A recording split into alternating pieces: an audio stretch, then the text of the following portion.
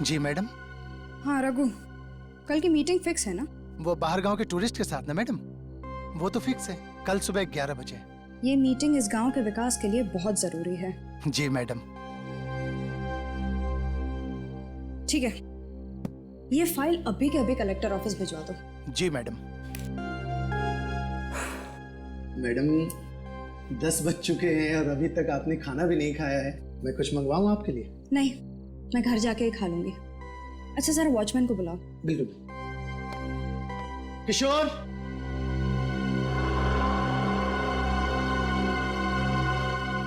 किशोर, किशोर। लगता है सो गया फिर मैंगो, मैं उसे लेके आता हूँ।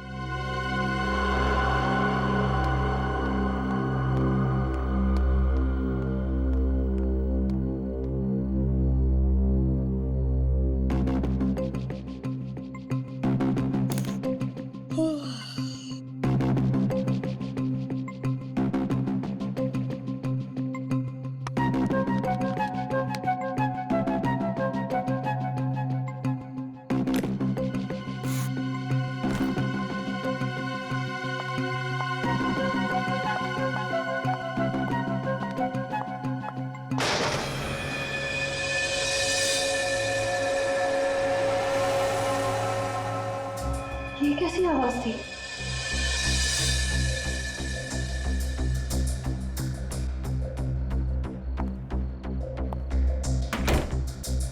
लगता है मेरे ही कान बज रहे हैं।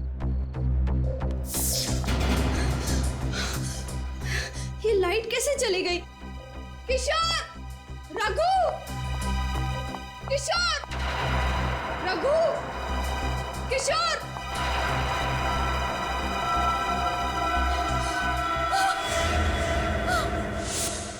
कौन है वहां पे?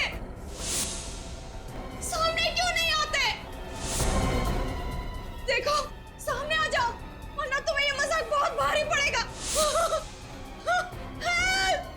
बचाओ! किशोर! रघु! बचाओ!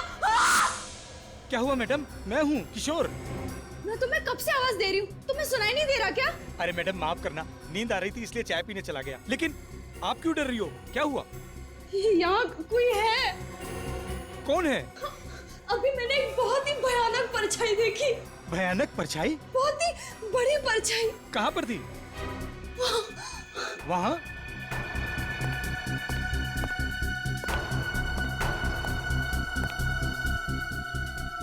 यहाँ तो कोई भी परछाई नहीं है। लगता है आपको वहम हुआ है। मैं तुम्हारी बॉस हूँ, मुझे मत सिखाओ वहम क्या और सच क्या है। जाओ जाके ठीक से चेक करो। देखता हूँ।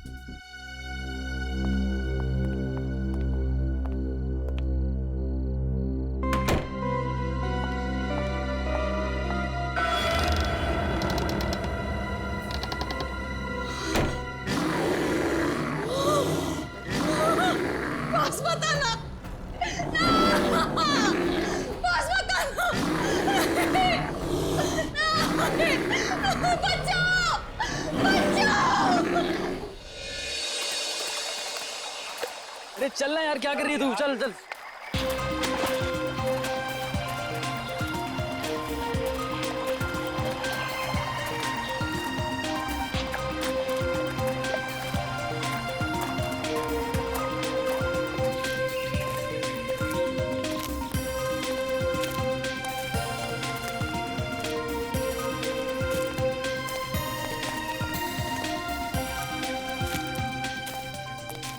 अरे यार, बचपन से मेरी इच्छा थी कि मैं ऐसी किसी जगह पे आके ट्रैकिंग करूं। आज जाके चांस मिला है कहीं। शुक्र मनाओ कि वक्त पे इच्छा पूरी हो गई तुम्हारी। नहीं तो अगर हड्डियां कमजोर हो जाती ना, तो फिर पोतों पोतियों के साथ यहाँ आते और इच्छा ही रह जाती तुम्हारी। अरे यार सही है। What a beautiful. ये धूप है, जल्दी आओ, जल्दी आओ। ओह माय गॉड, अरे ये क्या है? लाश। लाश? क्या करें अब क्या करें? एक काम करते हैं, छोड़ो इसको, यहाँ से निकलते हैं जल्दी। हाँ निकलते हैं यहाँ से। नहीं ऐसे नहीं जा सकते, सीआईडी को फोन करना पड़ेगा।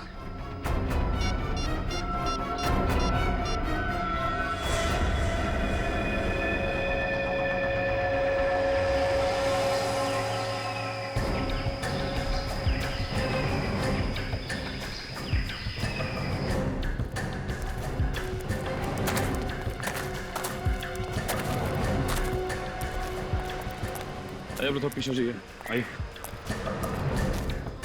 थोड़ा पीछे जाइए। ये सीट तो पूरी तरह कुचल दिया गया है। पलटा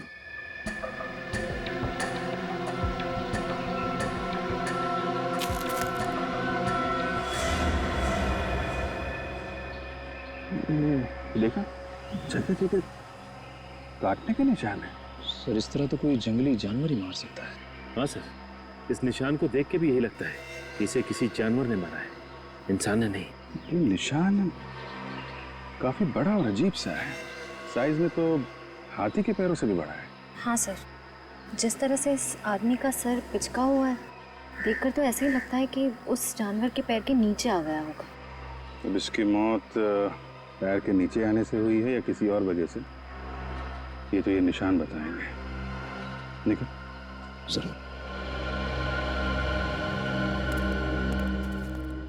तो आप लोग यहाँ पे ट्रैकिंग करने आए थे? Yes sir.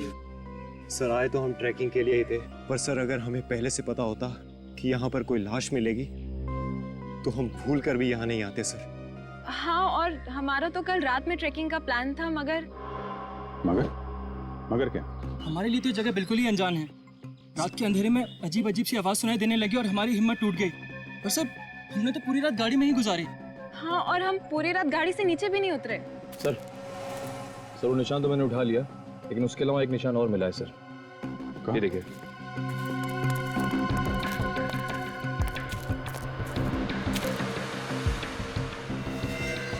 ये खूनी जानवर हमारे लिए रास्ता बनाता हुआ भी गया है।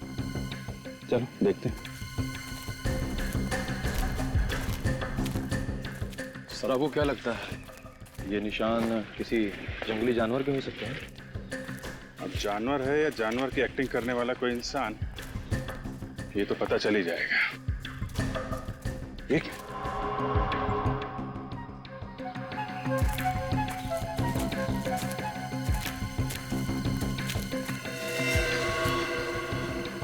दोनों पैरों के निशान। यहाँ पे खड़ा हुआ था क्या? यहाँ आसपास चेक करो जरा।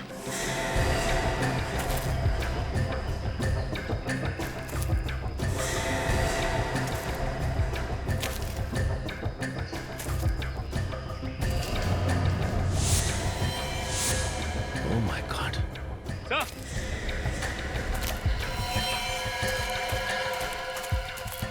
हाँ सचिन। सर एक और आदमी की लाश। माय गॉड, इसका भी सर कुचल दिया गया है। जरा बॉडी पलटो।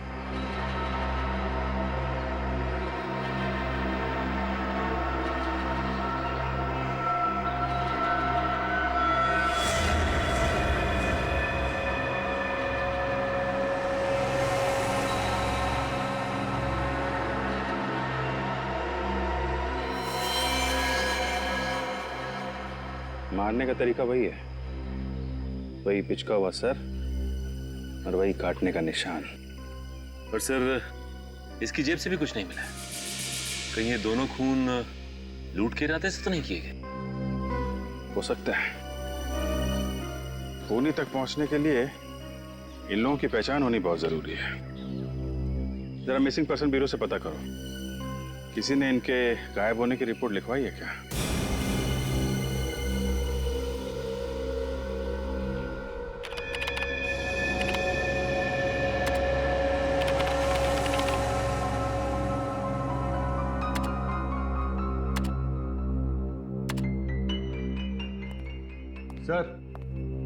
सर पूरे 350 जानवरों के पैरों के निशान चेक कर चुका हूं, लेकिन जो निशान हमें लाश के पास मिले हैं वो किसी भी जानवर के नहीं।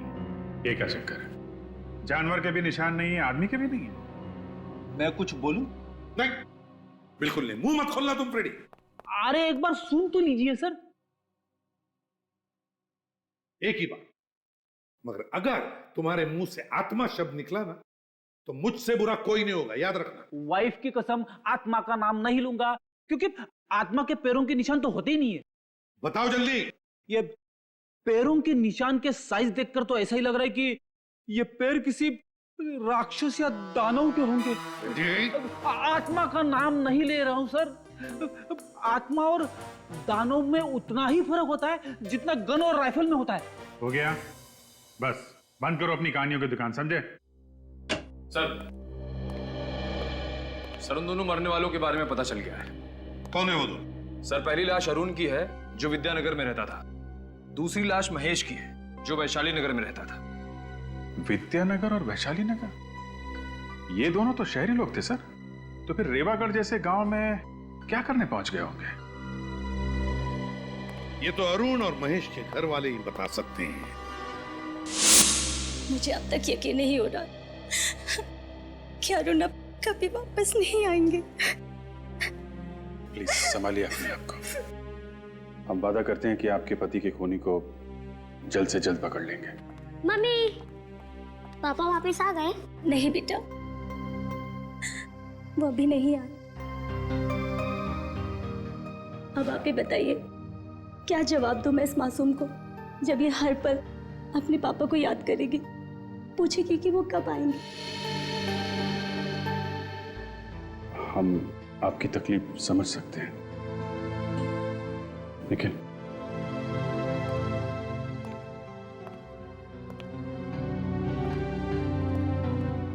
आपको किसी पे शक है? कौन कर सकता है? अरुण का तो कोई दुश्मन भी नहीं था। अच्छा, आप ये बता सकती हैं कि अरुण रीवागढ़ किसी खास काम से गए थे क्या? जी, वो अक्सर वहां जाया करते थे, पर वहां जाने की वजह कभी नहीं बताई उन्होंने। अक्सर जाते थे? जी हाँ, महीने में एक चक्कर तो लग ही जाया करता था उनका। तो आपने कभी पूछा नहीं कि क्यों जा रहे हैं रेवागढ़ में? जी, पूछने की कोशिश की, पर जब भी पूछा तो उनके चेहरे पे एक परेशानी सी नजर आती थी। बोलते थे कि वक्त आने पे वो सब कुछ बता देंगे। आखिर ऐसी क्या बात हो सकती है जो अरुण आपसे ये सब छुपा रहे थे? पता नहीं सर, पर वो जब भी जाते थे तो अपनी कुछ जरूरी कागजात और फाइल्स वगैरह लेकर जाते थे। फाइल्स वगैरह लेके जाते थे? कुछ ऑफिस का काम था क्या रेवागढ़ में? नहीं सर, अरुण की तो कपड़ों की दुकान है। रेवागढ़ में उनका क्या काम? अच्छा, इस बार जब वो रेवागढ़ गए थे तो ये फाइल्स और कागज साथ में लेके गए? जी हाँ। सर लेकिन अरुण की लाश के पास से तो हमें ना ही कोई फाइल्स मिली ना ही कोई कागजात। कहीं वो खूनी तो नहीं ले गया वो सारी फाइल्स और कागज? सर महेश के घर वालों को भी नहीं पता कि वो रीवागढ़ क्यों गया। कोई तो खास वजह थी भी नहीं जो ये दोनों वहां पहुंच गए। कोई तो है वहां पर जिसने इन दोनों की मौत की कहानी लिख कर रखी थी। बड़ी जल्दी आ गए आप लोग। सालुंखे, तूने 11 बजे बुलाया, हम लोग 11 बजे पहुंच गए। लगता है सालुंखे के साहब का होमवर्क अभी तक कंप्लीट नहीं हुआ है, उन्हें थोड़ा टाइम चाहिए। सालुखे हमेशा वक्त से 1 मिनट आगे चलता है फ्रेडी। वो तो बॉस, मुझे लगा कि केस इतना पेचीदा है कि शायद आप लोगों को इस बार थोड़ा ज्यादा वक्त लगे। देख सालुंखे, फिलहाल तो हमें सिर्फ इतना ही पता है कि इन दोनों के सिर बहुत ही बुरी तरह से कुचले गए हैं। अभी इसके आगे क्या है ये तू बताएगा। बॉस, मौत तो इनकी सर फटने की वजह से ही हुई है, दोनों की। किसी ने इतना जबरदस्त वार किया इनके सर पर कि सर का तो। हाँ सालुंखे, पता है। इसका एक ही मतलब है कि ये काम किसी जानवर का नहीं, इंसान का है, क्योंकि जानवर पत्थर उठाकर पटकेगा नहीं। ये काम इंसान ही कर सकता है। हाँ बॉस, लेकिन अगर ये किसी इंसान ने किया है तो फिर इनके हाथों पर ये काटने के और ये खरोंचों के निशान कैसे?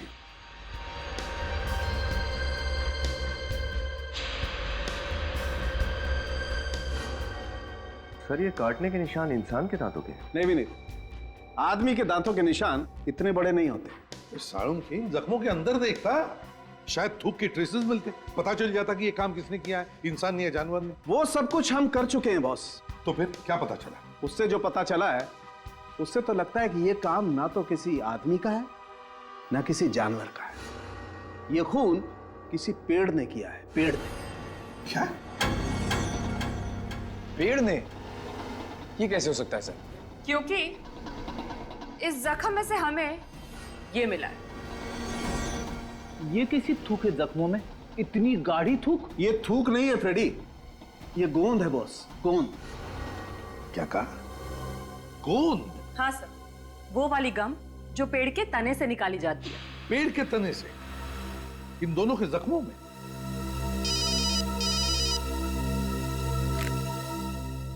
एसीपी प्रद्युमन, क्या कहा? ठीक है, एक और लाश रीवागढ़ में। आखिर ये खूनी है कौन, जो इंसान भी है, जानवर भी है और पेड़ भी?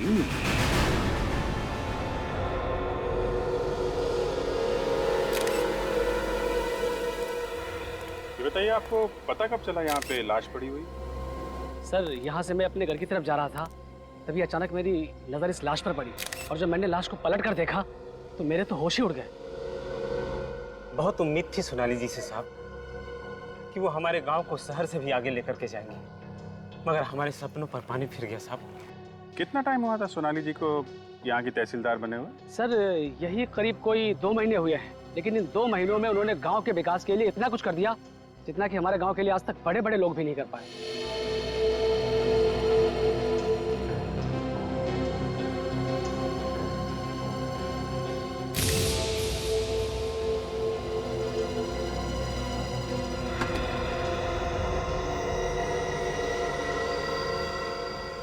जब आप लोगों ने इस लाश को देखा, वो आसपास कोई और भी था क्या? नहीं। सोच के बताओ, किसी को दूर देखा हो भागते हुए? नहीं सर, सच कह रहा हूँ, किसी को नहीं देखा सर। ठीक है, खून करने का तरीका तो बिल्कुल वही है जैसे अरुण को मारा था और महेश को मारा था। और एक बात समझ में नहीं आ रही कि 3 अलग अलग लोग एक दूसरे को जानते भी नहीं थे। एक कपड़ों का व्यापारी, दूसरा चार्टर्ड अकाउंटेंट और ये गांव की तहसीलदार। हाँ सर, ये बात तो है। अगर ये खूनी कोई सीरियल किलर होता तो मरने वालों में कोई ना कोई समानता, कोई ना कोई कनेक्शन जरूर होता। कनेक्शन तो बस एक ही नजर आ रहा है, तीनों की मौत यहीं इस गांव में हुई है, रेवागढ़ गांव में। कहाँ है मेरी बच्ची सोनाली? क्या हुआ मेरी बच्ची को? क्या हुआ मेरी फूल सी बच्ची को? अपने आप को संभालिए। सोनाली, देख बेटी, तेरी माँ आई है। देखिए, आप उन्हें हाथ नहीं लगा सकते। कैसे कह रही हो? मेरी बच्ची है, तुम कह रही हो मैं उसे हाथ नहीं लगा सकती? छोड़ी सी। आंटी जी, आंटी जी। अरे अर्चना बहन, आंखें खोलो, क्या हुआ आपको? अर्चना बहन, अर्चना बहन। लगता है सदमे की वजह से बेहोश हो गई। पूर्वी, इनको हॉस्पिटल लेके जाओ जल्दी।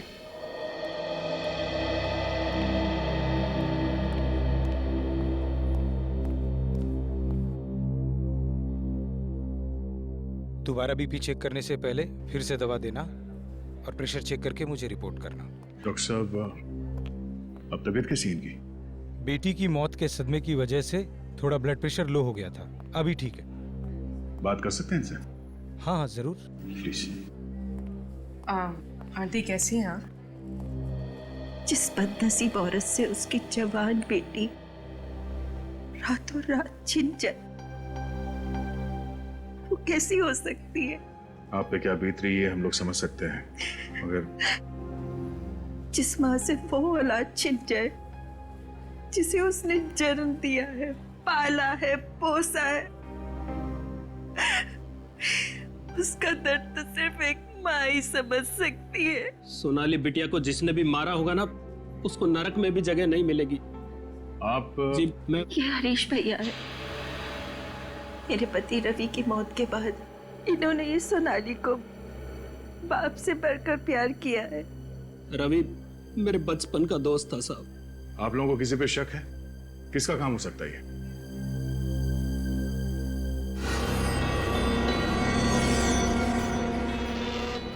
घबराओ मत बहन, खुल के बोलो।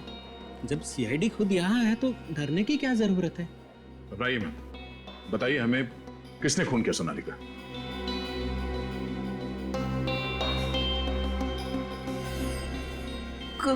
गौरव। गौरव? गौरव कौन है? सोनाली का दोस्त, और जल्द दोनों शादी करने वाले थे। ये गौरव और सोनाली एक दूसरे से प्यार करते थे? प्यार तो सोनाली करती थी, गौरव को प्यार था तो सिर्फ और सिर्फ सोनाली के पैसों से। तुम्हारे जब भी मैं पैसे मिलता तभी तुम्हारे पास पैसे क्यों नहीं होते यार? कौन तुम चिल्लाओ मत। मुझे तुम्हें हर महीने पैसे देने, मुझे माँ को भी पैसे देने, मैं इतने पैसे कहाँ से लाऊं? ये पहली बार दे रही हो क्या यार? तुम तुम्हारे माँ के लिए तुम्हारे पैसे सबके पास हो, मेरे लिए पैसे नहीं है तुम्हारे पास? मुझे नहीं बात करनी है तुमसे। अगर तुम्हें पैसे नहीं देने मत तो मेरे नाटक नहीं करो मेरे सामने। गौरव प्लीज। तो गौरव सोनाली को पैसों के लिए परेशान करता था। गौरव से ज्यादा लालची इंसान मैंने आज तक नहीं देखा। पैसा पैसा पैसा, मेरी फूल सी बच्ची की जिंदगी में उसने कांटे ही कांटे भर दिए। सोनाली का खूनी वही है। तो अपने सोनाली से कहा नहीं कि वो गौरव को छोड़ दे?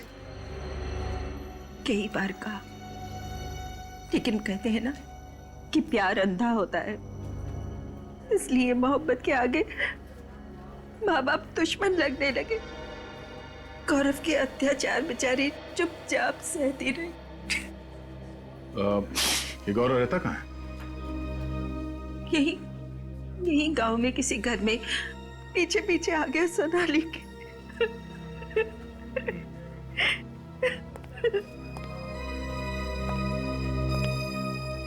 इस गौरव को ढूंढना पड़ेगा। चलो।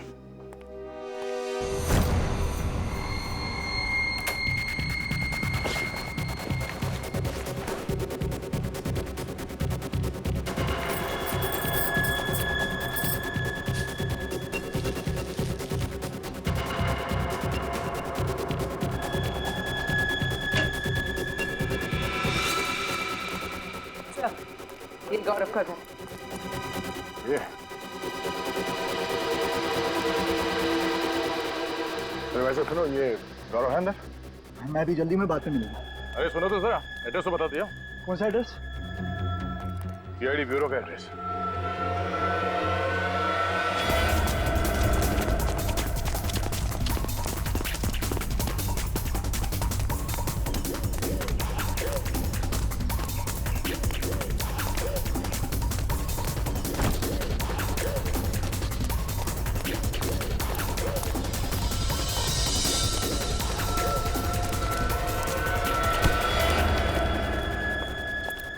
क्यों मारा सोनाली को?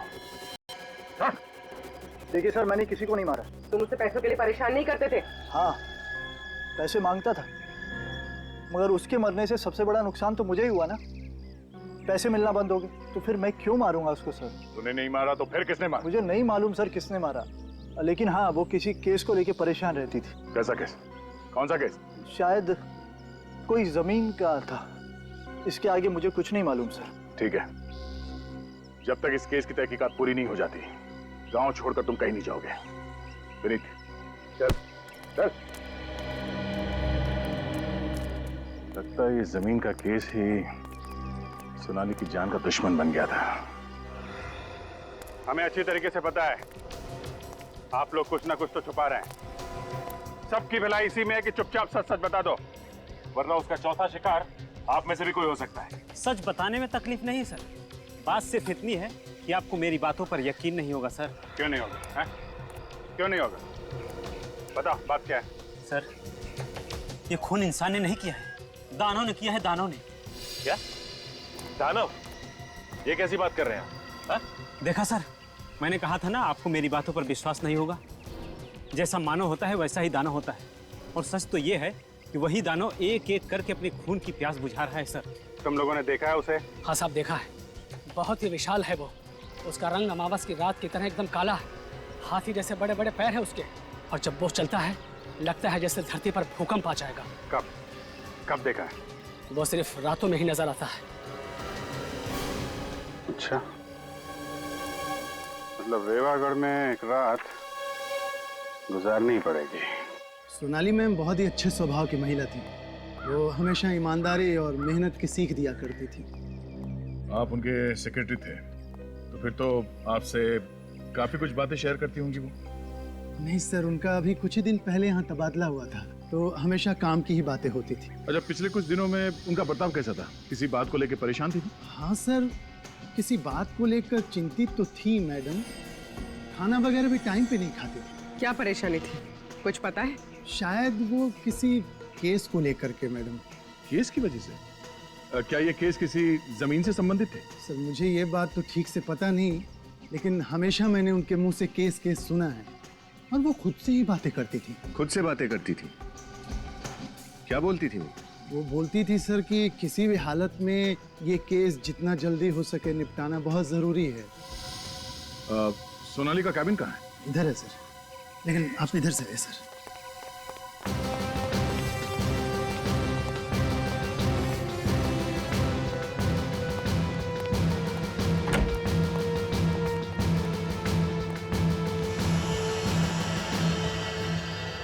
एक एक फाइल, एक एक कागज को अच्छी तरह से देखो। वो कौन सा केस है जो सोनाली को परेशान कर रहा था, उसका जवाब इस ऑफिस में कहीं दबा हुआ है। देखो।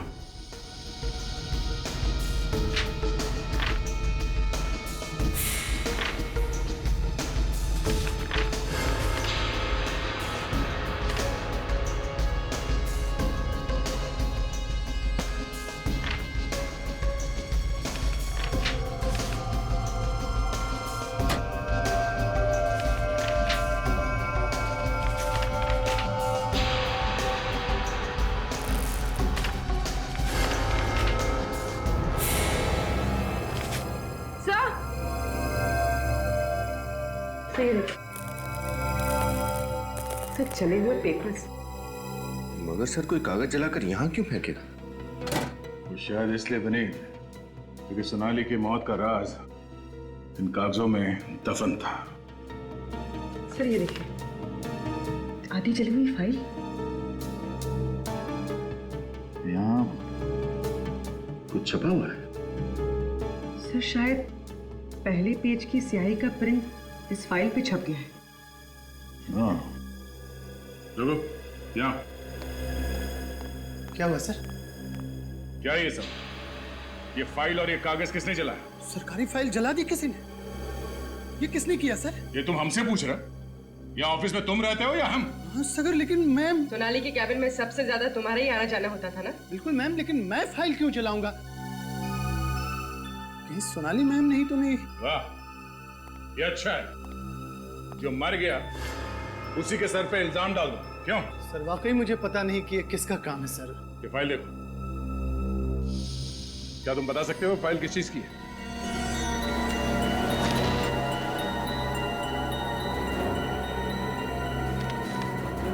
नहीं सर, इस फाइल की तो धज्जियां उड़ चुकी है, कुछ भी बता पाना मुश्किल है सर। अच्छा, सोनाली के अलावा इस ऑफिस में कोई और भी आता जाता था? नहीं सर, कोई और तो आता नहीं था सर यहाँ। मतलब जरूर किसी ऑफिस वाले का ही हाथ है सोनाली के खून में। ऑफिस वाला? हाँ, बाहर का कोई आदमी तो आसानी से आ नहीं सकता, तो कोई अंदर वाला ही दगाबाज है। मगर कौन सर? वो तो ये फाइल पढ़ने के बाद पता चल जाएगा। डॉक्टर सालों के पता लगा ही लेंगे कि फाइल है किस चीज की।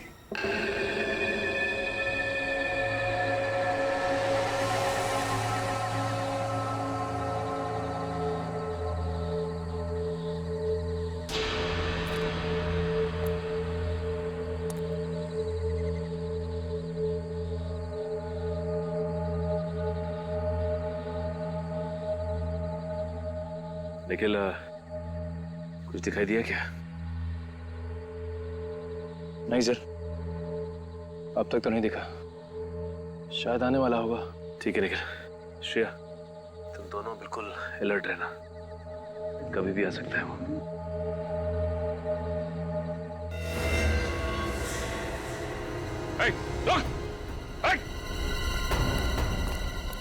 क्या हुआ सर? वो अभी यहाँ से भागा है। एक काम करो, तुम दोनों यहाँ से जाओ, मैं यहाँ से जाता हूँ। सर। Come on।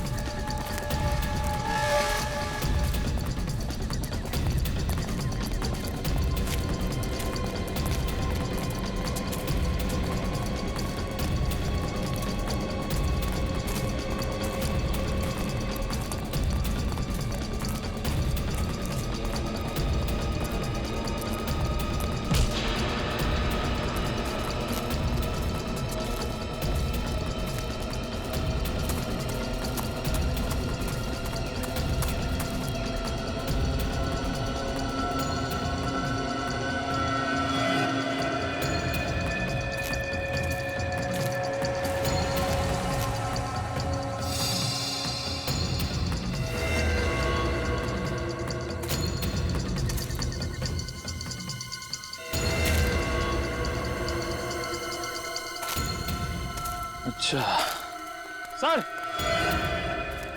अनिकेत क्या हुआ?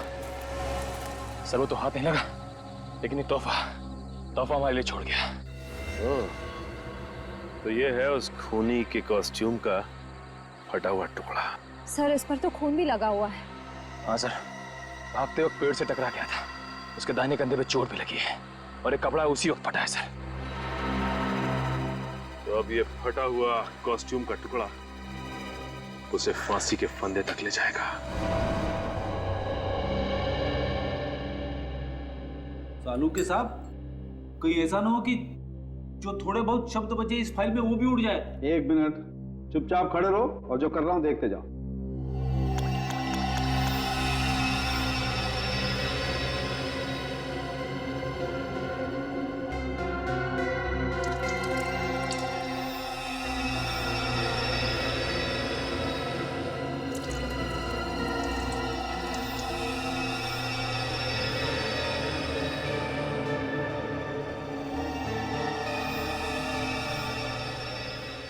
वाह भाई, देखा फ्रेडी, इसे कहते हैं रेत में से सुई ढूंढना। वाह भाई वाह। अभिजीत, इस पर ये जो भी छपा है उल्टा छपा है, देखो। वो शायद इसलिए हुआ होगा कि इस फाइल में जितने भी पेपर्स होंगे उसमें जो सबसे ऊपर पेपर था उसकी स्याही गीली होगी और ये फाइल बंद कर दी गई, तो फाइल के कवर पर उस पेपर का प्रिंट आ गया। किसी चीज की लिस्ट है सर।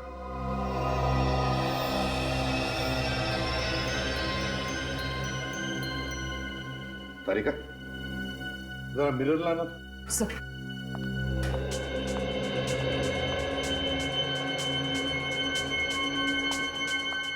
यहां पकड़।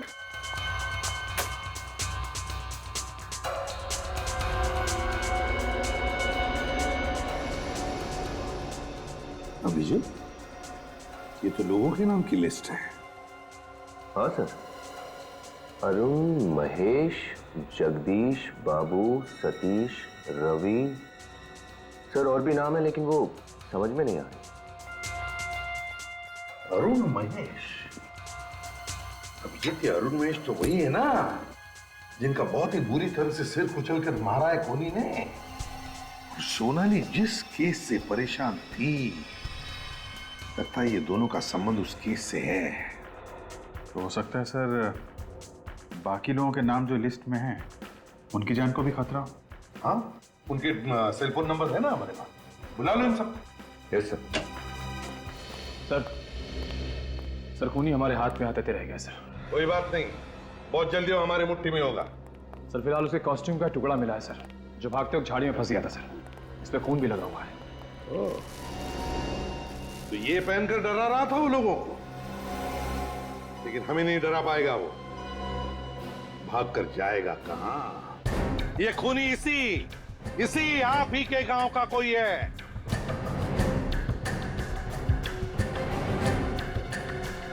खूनी कौन है, इस बात का पता लगाने का इलाज भी हमारे पास है।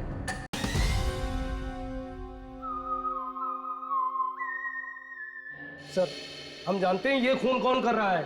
आप जानते हैं कौन है वो? राजेश। राजेश है? कौन है राजेश? एक नंबर का फ्रॉड ये है सर। सर गांव की एक जमीन है जो कि सरकारी प्लॉट है, उसने ये जमीन धोखे से पूरे 9 लोगों को बेच दी है। क्या एक सरकारी जमीन को 9 अलग अलग लोगों को बेच दिया? हाँ सर, और उनमें से हम 4 लोग आपके सामने खड़े हैं। तो क्या ये महेश और अरुण भी?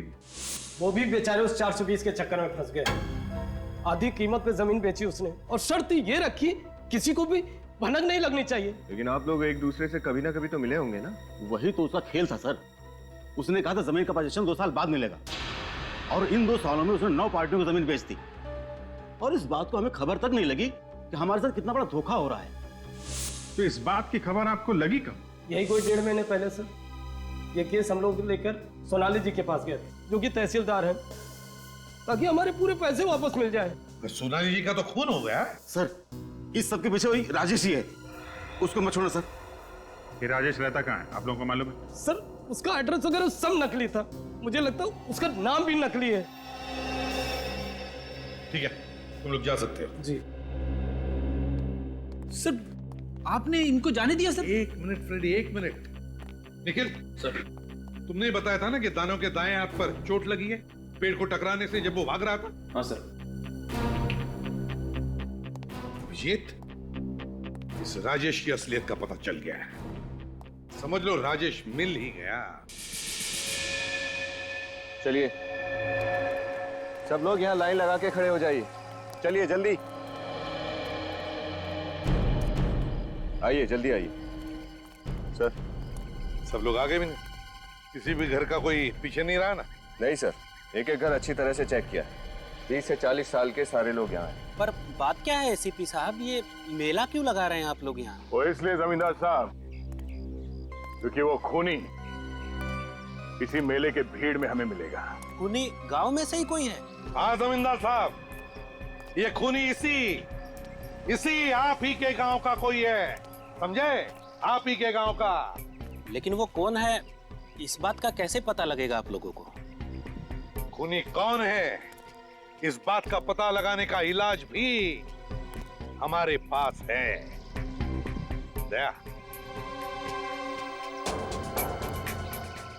बोलो।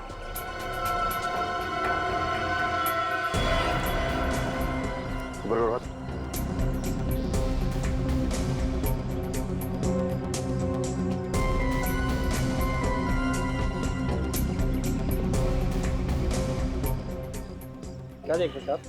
कुछ नहीं। मैं नहीं दिखाऊंगा सर। क्यों? हाथ के स्लीव्स ऊपर करो।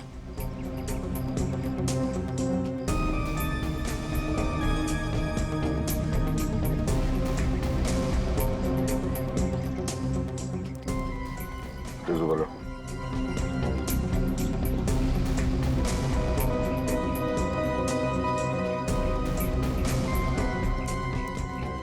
सर, इनमें से तो कोई भी नहीं है।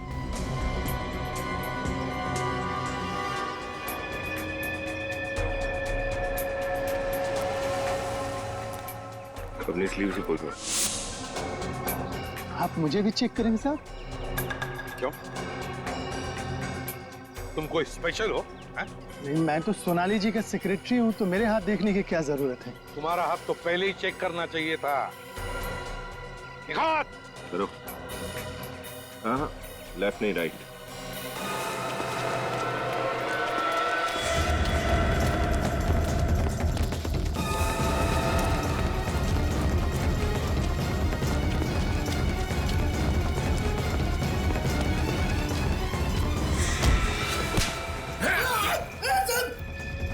मैंने कुछ खून नहीं किया साहब। मैं उस खूनी का नाम बता दो साहब। खून तूने नहीं किया? नहीं साहब, मैंने खून नहीं किया साहब। असली नचाने वाला तो कोई और था साहब।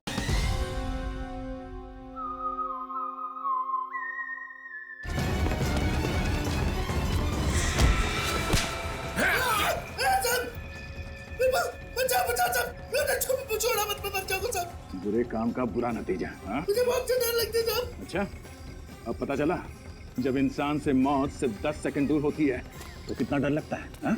मैंने कुछ खून नहीं किया साहब। मैं उस खूनी का नाम बता दो साहब। खून तूने नहीं किया? नहीं साहब, मैंने खून नहीं किया साहब। असली नचाने वाला तो कोई और था साहब। किशोर सर,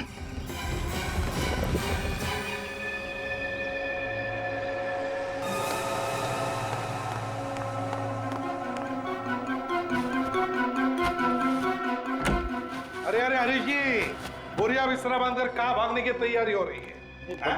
भागने की तैयारी नहीं, वो घर बिखरा हुआ था, सोचा सामान समेट लेता हूँ। अच्छी आदत है, बहुत अच्छी आदत है। हमें भी आदत है साफ सफाई करने की। आप जैसे लोगों को जेल भेज के समाज की साफ सफाई करने की। हरीश जी,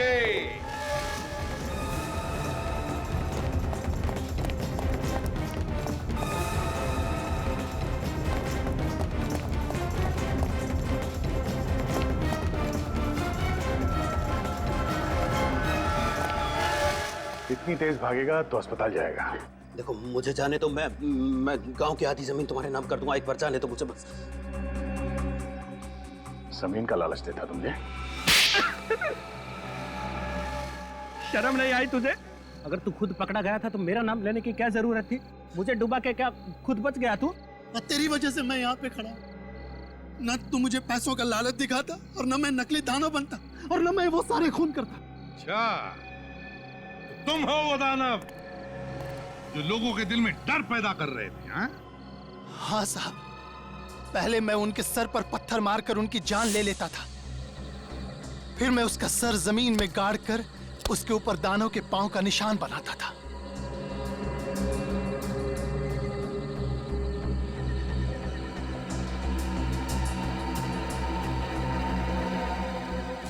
फिर उनके जख्म पर पेड़ का गोंद लगाता था ताकि लगे कि यह दानव की थूक है, पर मैं तो सिर्फ मारता था साहब। यह सारा प्लान इसका था, इसने मुझसे कहा था। चुप! अगर ये तुम्हें कुएं में कूदने के लिए कहता तो क्या कूद जाते? जितने भी खून हुए ना, जितने भी, उसके तुम भी जिम्मेदार हो, और तुम भी राजेश। राजेश? हाँ, राजेश उर्फ हरीश। 9 लोगों को तुमने फंसाकर उन्हें एक ही जमीन बेची और फिर एक एक करके उन 9 लोगों को खत्म करना शुरू कर दिया इस दानव के जरिए। तो क्या करता मैं साहब, मेरा भांडा फूटने वाला था। हर दूसरे दिन कोई ना कोई पार्टी आ जाती थी जमीन पे। अब धीरे धीरे लोगों को पता चलने लगा कि मैं बेईमान हूँ और लोग मुझे ढूंढने लगे। तो इसीलिए तुमने दानव की अफवाह फैलाकर खून करवा दिया, हाँ? ताकि बाकी के लोग दानव के डर से वापस आए नहीं। हाँ साहब, सोनाली को भी मैंने ही मरवाया क्योंकि वो इस केस की तहकीकात कर रही थी। ये सब किस लिए किया तुमने? उन पैसों के लिए जो तुमने गलत तरीके से कमाए, गलत तरीके से। उन पैसों की कीमत तुम्हारी जिंदगी से ज्यादा थी या नहीं, इसका जवाब तो तुम्हें जरूर मिलेगा फांसी पर चढ़ने से पहले।